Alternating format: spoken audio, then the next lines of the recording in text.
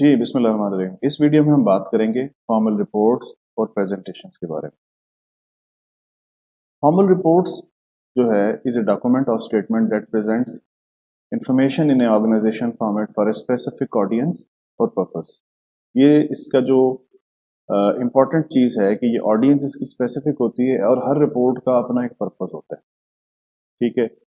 although summaries of reports may be delivered orally और आप उसको रिपोर्ट के फॉर्म में एब्स्ट्रैक्ट की फॉर्म में आप लिख सकते हैं, लेकिन typically reports rely on information that was found और ऑब्जर्व। आपकी रिसर्च हो सकती है, सर्वे हो सकता है, लिटरेचर रिव्यू हो सकता है, प्रोडक्ट के बारे में रिपोर्ट हो सकती है, मेडिकल के बारे में रिपोर्ट हो सकती है, किसी भी तरह की कोई भी रिपोर्ट हो वो फॉर्मल रिपोर्ट के अंदर आती है।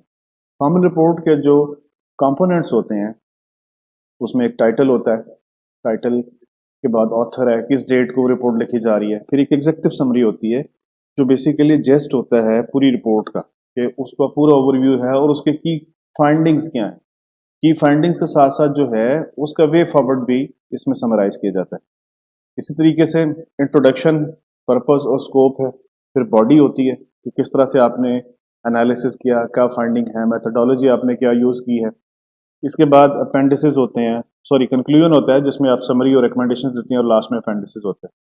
इसकी जो बेस्ट प्रैक्टिस है कि आपको थॉरो इसमें होना चाहिए, कॉम्प्रिहेंसिव एनालिसिस करें, हेडिंग्स को बड़ा अच्छा ऑर्गेनाइज करें और हमेशा साइट को सोर्स करें। जब भी आप किसी की एक्सटर्नल इंफॉर्मेशन या डाटा को यूज़ करें तो उसका क्रेडिट उसको ज़रूर दें। ये फॉर्मल नॉर्म्स में आता है। इसमें फॉर्मल रिपोर्ट्स के अंदर आपको कोई क्या चीज़ें करनी चाहिए और क्या चीज़ें नहीं करनी चाहिए। सबसे पहली चीज़ ये है कि आपको खुद क्लियर होना चाहिए कि इसका पर्पस क्या है। अगर आपको खुद क्लियर होगा तो फिर आप उसको डिफाइन कर सकेंगे। दूसरी चीज़ ये कि आपने स्ट्रक्चर को ऑर्गेनाइज करें।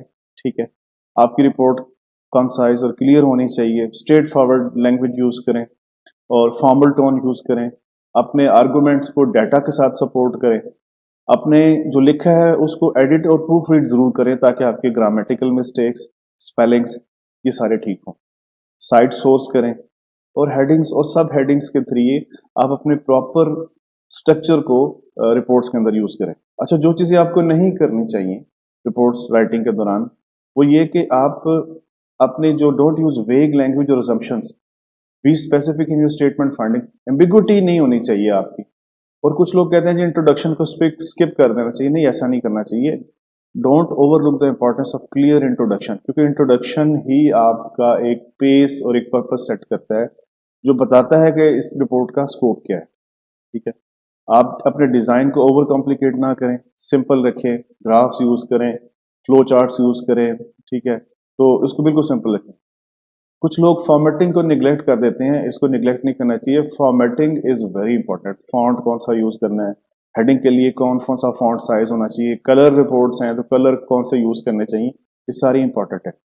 और फिर कोलोकियम यूज़ जो नहीं करने चाहिए, जैसे स्लैंग्स हैं, इडियम्स हैं, ये फॉर्मल कम्युनिकेशन में इस्तेमाल नहीं होते। आप अपने दोस्तों के साथ गपशप में तो इस्तेमाल कर सकते हैं, लेकिन फॉर्मल रिपोर्ट्स के अंदर ये नहीं होनी चाहिए।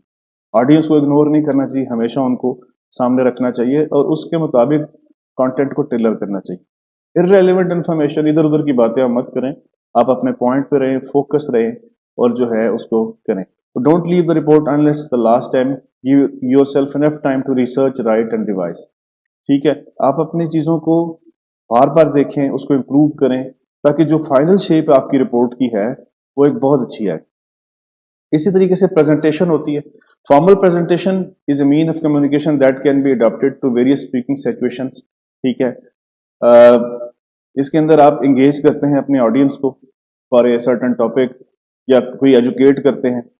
प्रेजेंटेशन जो हैं डिफरेंट तरह की हो सकती हैं, जैसे इंफॉर्मेटिव हैं, इंस्ट्रक्टिव हैं, मोटिवेशनल हैं, डिसीजन मेकिंग हैं, प्रोग्रेस के बारे में, पर्सुएसिव हैं। तो कोई भी प्रेजेंटेशन की टाइप हो सकती है। इसके अलावा भी टाइप्स हो सकती हैं, लेकिन इस कोई भी प्रेजेंटेशन है उसमें हमेशा ऑडियंस को सामने रखा जाता है, उसी के मुताबिक फिर कंटेंट डिज़ाइन किया जाता है। अच्छा, दूसरी चीज़ इसमें इंपॉर्टेंट ये होती है कि आज उस प्रेजेंटेशन से अचीव क्या करना चाह रहे हैं। आप किसी को एजुकेट करना चाह रहे हैं, किसी एक प्रॉब्लम का सोल्यूशन चाह रहे हैं, कोई डिस्कशन चाह रहे हैं, कोई स्वॉट एनालिसिस करना चाह रहे हैं, तो ऑब्जेक्टिव के मुताबिक अपने कंटेंट को ऑर्गेनाइज करें और फिर प्रेजेंटेशन के एंड पे देखें कि आपने क्या ऑब्जेक्टिव अचीव किया कि नहीं किया। इसमें प्रिपरेशन सबसे इंपॉर्टेंट है, आपको अपनी ऑडियंस का पता होना चाहिए, अपने कंटेंट्स को आउटलाइन करें, थॉरोली रिसर्च करें और फिर इसकी प्रैक्टिस करें। मतलब जो भी आपने लिखा है उसको एक बोलें ताकि आपको पता हो कि किस तरह मैं कंटेंट को प्रेजेंट कर रहा हूँ, और फिर आपके जहन में सवाल आते हैं कि किस तरह के सवाल आपको इस कंटेंट के बारे में आ सकते हैं। और अपनी विजुअल एड्स यूज करें, आप अपने स्लाइड्स के अंदर चार्ट्स, वीडियोस ये यूज करें ताकि आपका जो मैसेज है वो एक क्लैरिटी के साथ लोगों तक पहुंचे। अच्छा, उसके बाद उसकी डिलीवरी सबसे बड़ी इंपॉर्टेंट है कि आपका जो ओपनिंग है वो बहुत स्ट्रांग होनी चाहिए।